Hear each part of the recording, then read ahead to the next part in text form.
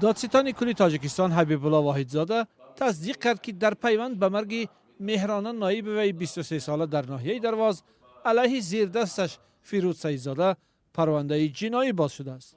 رادیو آزادی هنوز ماه می در این باره با تکیه به منبع‌هایش خبر داده بود.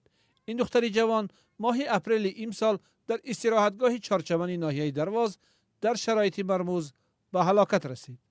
وابسته به این کار نسبت سابق کارمند پروکاتورای گنرالی جمهوری تاجیکستان مفتش کلان اوید به کارهای مخصوصا مهم پروکاتورای گنرالی جمهوری تاجیکستان سیدزاده فیروز پرونده جنایتی با ماده 109 قسم 1 کدکس جنایتی جمهوری تاجیکستان آغاز کرده شد.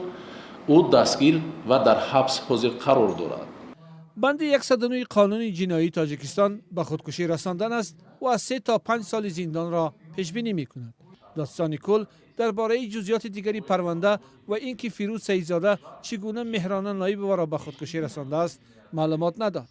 پیشتر نزدیکان مهرانه نایب و به رادیو آزادی گفته بودند که به فرضیه دست به خودکشی زدن او باور ندارند.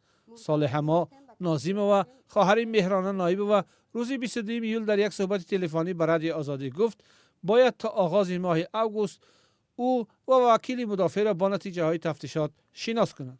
در همین حال دادستان کل تاجیکستان در نشست مطبوعاتی گفت یک زیردست دیگرش دولت عربزاده که قبلا نامش در رابطه به مرگ مهرانه نایب و رسانه‌ای شده بود در این حادثه دست ندارد. دویم کارمند این درباره عربزاده هست. این مفتش پروکاتورای گنرالی در حادثه خودکشی نوعی بود دست ندارد. موقع این دو مفتش دادستانی و وکیلان نزدیکان آنها به حادثه هنوز معلوم نیست. پیشتر بعضی از منبع‌های آگاهی رادیو آزادی گفته بودند که این دو کارمند دادستانی کل با گروه از دوستان از پایتخت برای استراحت به درواز رفتند و مهرانه نایب و ساکن ناحیه شاه منصور دوشنبه یکی از همراهان آنها بوده است. چهارچمن استراحتگاه معروف در ناحیه درواز است.